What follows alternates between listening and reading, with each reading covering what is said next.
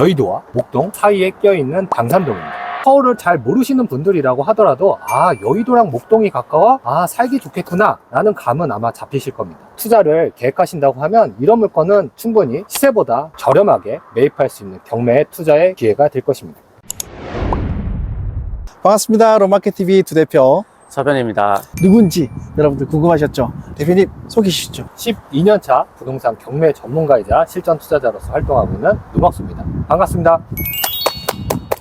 오늘 여기 온 이유가 뭔가요, 변호사님? 저희가 양도양수원 채권에 경매가 진행돼서 물건 확인차 왔습니다. 좀 더 쉽게 설명드리면 현황 조사를 하러 나왔습니다. 은행으로부터 저희가 채권을 사와서 사온 채권의 담보 부동산이 이 물건입니다, 여러분. 경매 사건이다 보니까 조금 더 디테일한 분석이 필요할 것 같아서 오늘 누박소TV에 대표님 모시고 오늘 이 물건 분석을 하게 될 건데요. 물건에 대한 간단한 개요, 변호사님 한번 이야기해 주시겠어요? 네, 본건 물건은 영등포구 당산에 있는 당산동 반도 유보라 필리스라는 아파트고, 보시다시피 나름 준신축, 연령이 오래되지는 않은 걸로 보입니다. 아파트가 좀 큰데 전용 평수가 48평 정도 되는 걸로 보이고, 본건은 좀 특이 케이스인 게 우선 경매가 기술보증기금에 의해서 강제 경매로 진행되다가 저희가 근저당권부 채권자로서 경매 취하를 방지하기 위해 중복 경매를 신청한 건입니다. 그런 부분 한번 참고해 주시면 좋을 것 같습니다. 변호사님께서 설명 드린 것처럼 경매 취하에 대한 부분이 강제 경매가 진행된 사건에 우리가 담보채권자로서 임의 경매 신청을 중복으로 했다. 이게 왜 취하가 될 수 있다는 거죠? 예를 들어 강제 경매를 신청한 채권자의 경우에는 낙찰가가 낮아질 경우에 경매 자체가 취하될 수 있기 때문에, 그런 경우를 방지하기 위해서 근저당권자가 별도로 중복 경매를 신청해 놓으면 강제 경매 신청권자가 해당 경매 사건이 취하되더라도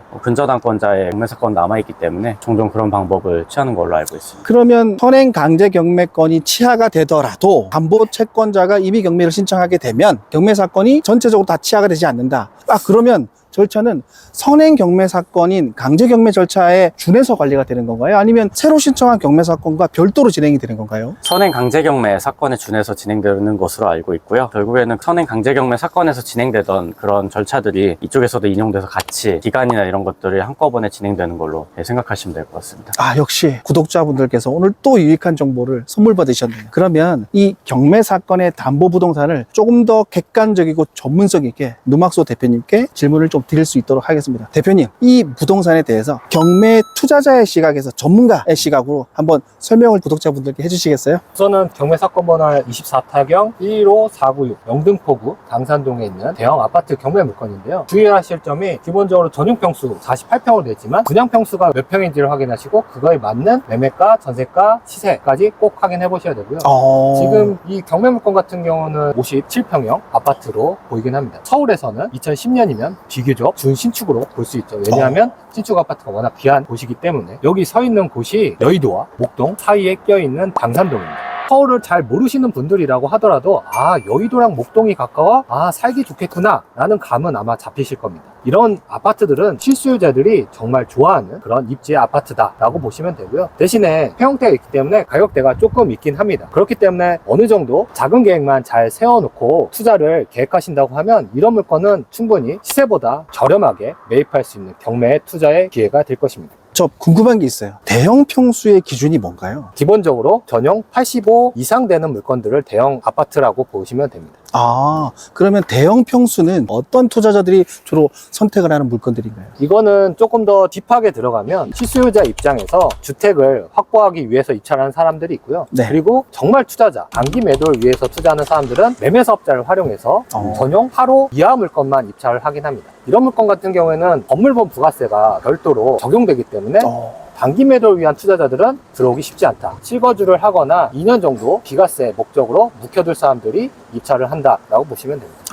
역시 전문가의 포스가 뿜뿜입니다. 그러면 변호사님, 본 경매 사건이 우리가 채권자로 있는 담보 물건인데 경매 절차는 어떻게 진행되고 있습니까? 우선 작년 4월 22일경에 경매가 개시되었고, 배당 종기가 작년 7월 23일에 종결이 되어서 매각기일이 작년 12월 10일에 잡힌 걸로 보이고요. 이거 한번 유찰이 됐는데 변경이 됐습니다. 2차 기일이 이제 5월 13일에 5월 13일. 곧 이제 얼마 안 남았습니다. 그러면 금액대는 지금 어떻게 형성이 되어 있나요? 처음 감정가가 17억 9,300이었는데 한번 유찰돼서 서울 같은 경우 20% 유찰이니까 14억 3,440만 원에 이제 입찰할 수 있습니다. 대표님이 보시기에는 지금 여기 시세, 감정가, 그리고 예상 낙찰가 저희 구독자분께 설명을 좀 해주시죠. 우선은 기본적으로 대형 아파트 경매 물건의 경우에는 접근할 때 조금 더 주의해야 될 점이 있습니다. 왜냐하면 기본적으로 거래 빈도가 낮습니다. 거래 빈도가 낮다라는 것은 가격 추정이 일반 국민평형 아파트, 34평형 아파트보다는 어렵습니다. 지금 경매 물건 같은 경우에도 200세대 소규모 단지이기 때문에 거래 빈도가 떨어질 수밖에 없고요.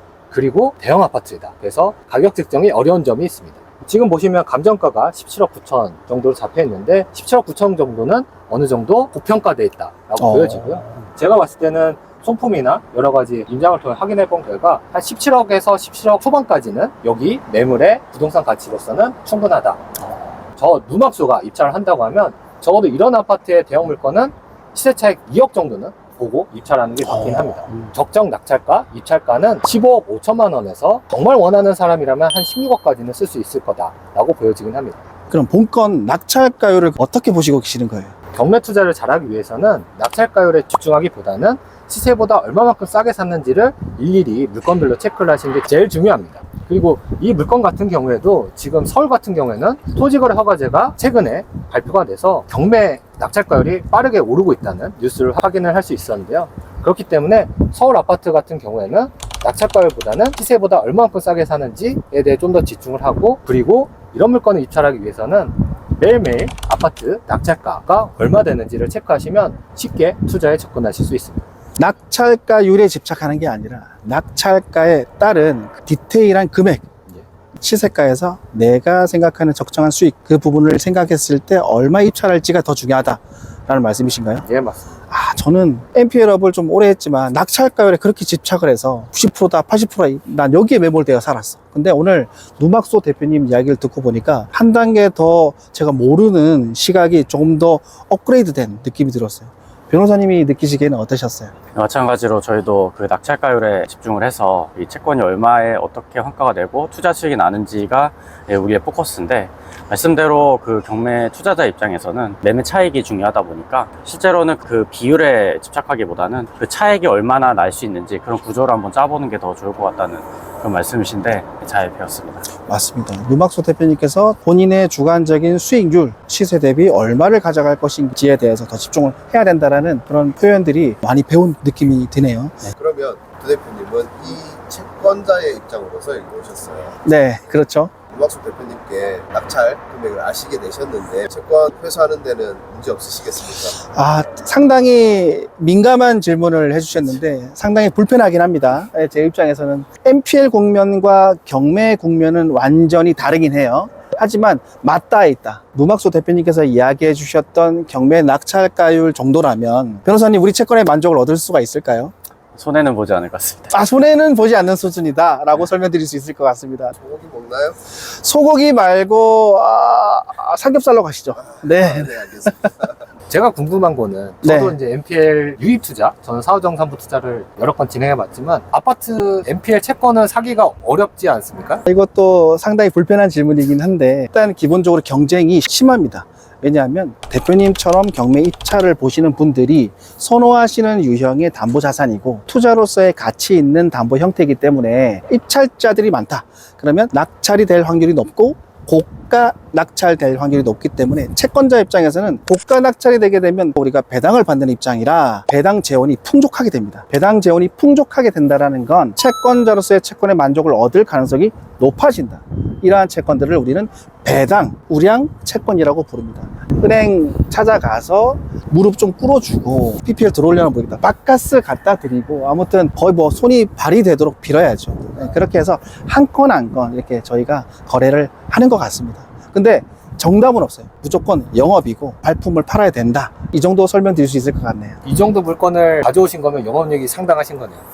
그건 제가 제 입으로 말을 못할 것 같습니다. 어마어마하다 이 정도. 이 경매 물건 같은 경우에는 입지적으로 좋은 대형 아파트 물건이기 때문에 실수요자, 입찰자들이 많을 걸로 예상되긴 합니다. 그렇다고 해도 금액대가 있기 때문에 10명 내외 일거러 예측이 되고요. 이런 경매 물건을 조사할 때는 충분히 부동산 인장을 통해서 현재 거래되는 금액대를 꼭 잘 확인하셔야 됩니다. 왜냐하면 실거래가와 네이버 매물에 갭이 있는 아파트일수록 실제 거래되는 가격을 정확하게 예측하는 게 제일 중요하고요. 그리고 룸마켓 TV를 통해서 저 누막수도 이런 부동산 경매 지식을 하나하나 계속 알려드리도록 하겠습니다. 참, 대표님, 이 물건은 크진 않지만 관리비가 미납되어 있는 걸로 보이는데 그런 경우에는 입찰자들이 어떤 식으로 대응하거나 해결을 할 수 있을까요? 우선 여기 경매 물건 보니까 소유자가 거주하는 물건으로 보여지긴 하는데요. 이런 미납관리가 있는 경우에는 우선 경매 입찰자 시각에서 말씀드리면 공용관리비만 3년치를 납부하면 되는 걸로 알고 있기 때문에 그걸 가지고 관리사무소랑 협상을 통해서 명도비랑 같이 어느 정도 금액을 조율해서 해결하긴 합니다. 방금 말씀하신 명도 부분에서도 일정 부분 이사비를 주는 협의 과정이 있을 수 있는데 그와 함께 관리비를 녹여서 협의를 본다고 하시는 건 배울점이 상당한 것 같습니다. 이상 롬마켓TV 두 대표 서변 누막수 TV의 누막수였습니다. 감사합니다. 맞습니다.